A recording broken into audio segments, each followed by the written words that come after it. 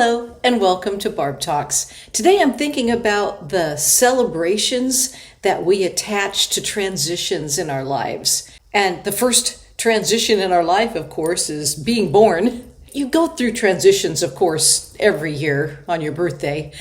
And then you go to school, the transition into the school world, puberty, high school, and into your first job where you're actually making some money. At 18, you can vote, you can serve in the military, you can buy property. There's a lot of transitions that you are accumulating. You're adding on to your life at each transition. And then at some point in time, maybe you're transition into marriage or some sort of partnership. And that's a celebration, weddings. And then going from the maiden phase where you're all about newness and learning and getting into the motherhood or parenthood stage where you're the nurturer and you're the one who is caretaking and caregiving and birthing ideas in the work world, in your home life through actual children. You're creating yourself at that point in time after you've got the knowledge and learning and experimenting when you were in the maiden phase, in the celebrations of the mother or parenthood stage where you're the main producer of life and moving forward. There's all kinds of celebrations for that. Being able to get promotions at work or going on vacations or holidays or all those type of fun little things that you do that are celebrated. And then you reach the retirement age. And it's interesting because what I'm experiencing at this stage, it's the beginning of the unwinding instead of the adding to one's life. And when I was younger, I looked at this age coming up and thought, oh, that was kind of the ending. It's kind of like, grow. And then there's like this period of disappearing and then you die. That's what it looked like when I was younger. Some of the people that I follow on YouTube are younger people who interview older people. And there was a recent interview where this young person began one of his videos by saying, we're going to talk to some of the oldest and wisest people alive on earth, 60 to 80-year-olds. And I was thinking, I'm some of the oldest now? But it's perspective. It's perspective when you're younger and you're building on your future, your life, your money. It seems like when you hit 60, then it's all downhill and you're just coasting until you die. And now that I'm to that age, it's so much richer than that. It's so much more complex than that.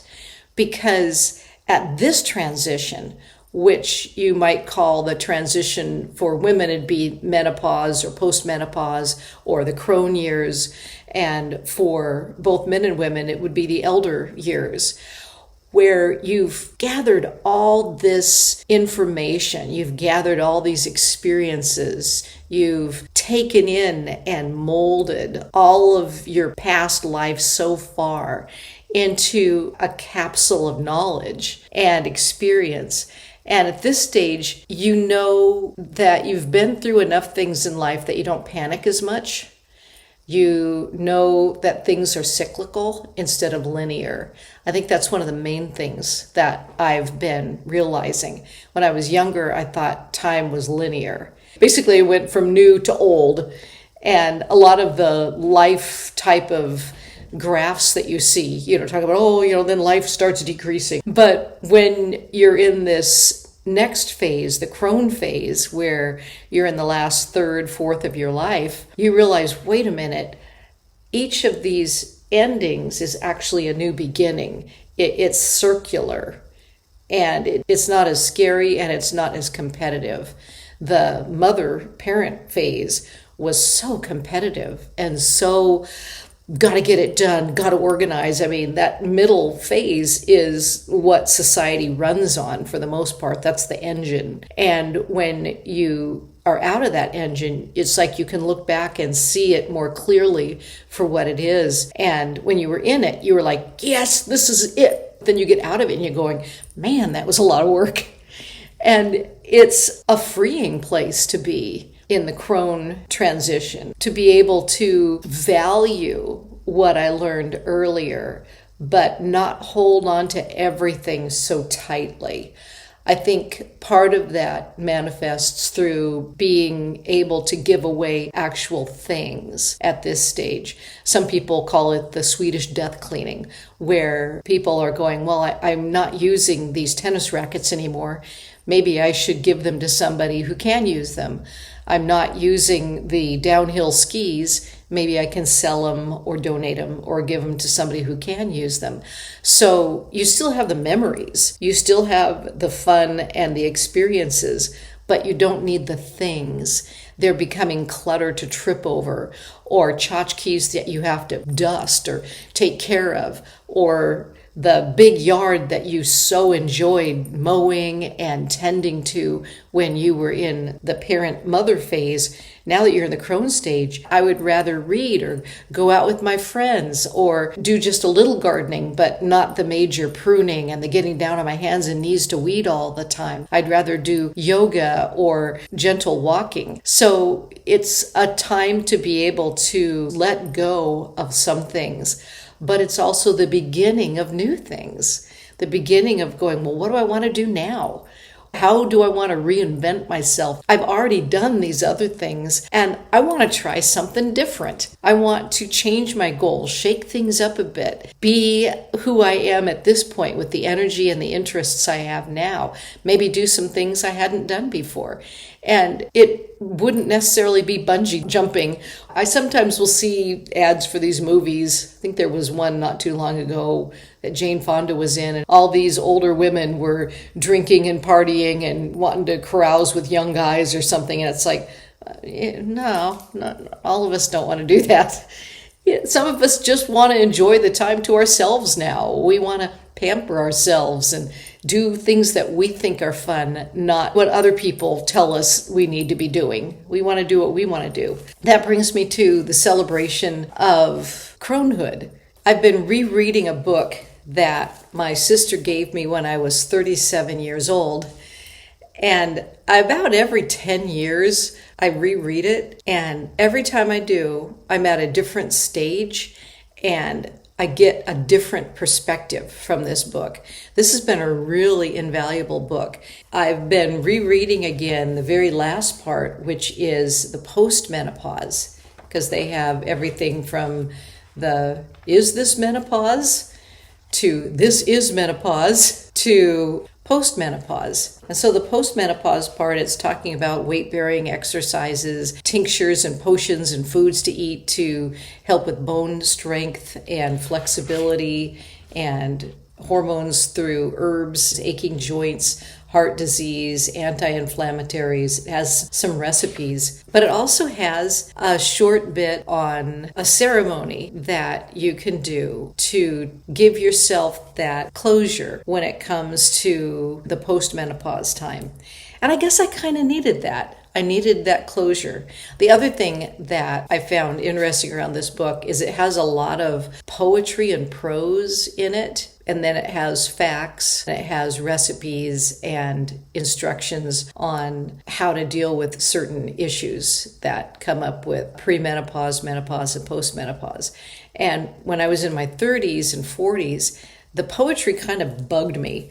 It just seemed so woo-woo, and I more liked the factual part. When I was actually in the midst of menopause, I liked the recipes for the bone vinegars and the strengthenings to be able to put those into my food, and they tasted good. But now that I'm postmenopausal, and I've been for several years, I'm really enjoying the poetry and prose. I get it now. It's not supposed to be literal. It's supposed to be figurative. It's just so interesting, since I've had this book for so many years, how it's taken on different interpretations depending on what phase I was in. So I think the celebrations we attach to different transitions are helpful and strengthening for community, as well as strengthening for us personally. Sometimes we personally need some sort of, even if it's just reading through a text and meditating on it, of being able to say, good job. being able to have some sort of closure, a different closure. My husband finally retired from his main job that he's had for the last 14 years. He still has another part-time job, so we're both still kind of have our hand in doing some part-time stuff. But he no longer has to get up at 5 in the morning to get to his job. And he no longer has to get to bed early the night before and pack a lunch and plan all the things that he needed to do before to go to his job. He's now able to sleep in, get up when he wants to, read a book, and then we'll have breakfast together, and then he works out. He goes about his day. He wants to give himself a gap year, where instead of doing major traveling and do this and do that, he's saying, I have worked long hours, many times 6-7 days a week for most of my career. I have as well as he. So I understand that you just want a year to just go, I just want to hang out and do nothing and not have any responsibility. So that's what he's doing now. But one of the things we did do to help with that transition for both of us was we had a retirement/hello party. It wasn't like a wedding or a funeral or anything. It was just a retirement party. So we invited people that we knew locally that we wanted to spend more time with in our retirement. We rented a senior center, and my husband's in a band, so his band and he did the music for free. We all brought foods. We made it a potluck so that everybody from the band, and Chris and I brought food, but we also opened it up if the guests wanted to bring food. And we just had a great time catching up with people. And one of the other things my husband did, since we have a background in media, is he put together a video of samples of our work over the years. Because we had an audio production company and we were in broadcasting and just did a lot of little oddities. And then we played it at the party as part of the entertainment. And of course, the different groups didn't know the other things that we did. So they were able to see a sampling of our whole career. And I think putting that together and seeing it was also a really helpful closure and celebration of my work life. It allowed me to tie that up into a neat bow, into a memory that then I can place and say, yes, I did that, and that's done. Now what? Because sometimes you do need to kind of pass on what you did so that you're not still clinging to it, thinking, well, I wish I would have, or I still want to be that young person going to get Botox and dye my hair and try to look like I'm 20. I was already 20, and I have the video to prove it. I have the photos to prove it. So it allowed me personally to be able to celebrate that and put it in a place that is included inside of me, but isn't necessarily just me anymore. I can go beyond that now. If you don't have copious amounts of videos or audio or pictures to see what your career is like, I think another good way to celebrate one's work life would be to go through your past resumes and take a look at the different things you did, the different jobs you had, the different volunteer work that you supported, whatever was your thing, to be able to take a look at that body of work that you did during the time of your mother phase of production, so that you can kind of wrap it up with a neat little bow of appreciation. I guess with birthdays, you can have a one-day party, and with new jobs, you can celebrate. With puberty and menopause, those are periods of time. There's a long, years before and after that. It's kind of a season of hormonal shifts, the same thing that happens during puberty. So it's hard to say that's a celebration, but it is. There's a season of it. But there's closure. There comes closure to that. When your period finally is going the way it goes and all your hormones are together, then it's like, okay, now I'm just a full-blown woman or man and I'm doing my thing. And then when menopause takes place, you go through that estuary again of hormones, and then you're to the next place. So I think to be able to put together some sort of, even if it's internal, a celebration of who you've been and being proud. And I mean that in the good sense of being grateful. Maybe that's the better word, being grateful for what you've been able to produce and provide, but to also package that and go, there's another generation that's doing that now. And if I can support them with my wisdom and my experience, if they'll accept that support, then I'm welcome to do that. But what's my next thing? What's my retirement vision? Where am I going to travel to, whether it's my head or my heart or my body or my spirit? What's the next thing? And how can I celebrate that part of life? So thanks for being with me today. And if you have any thoughts about your transitions and celebrations, I'd like to hear about them below. You can share them. And if I think of anything else, I might share it below too.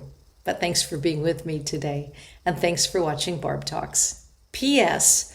I'm going to include a link to the retirement video that my husband did in the comments section below.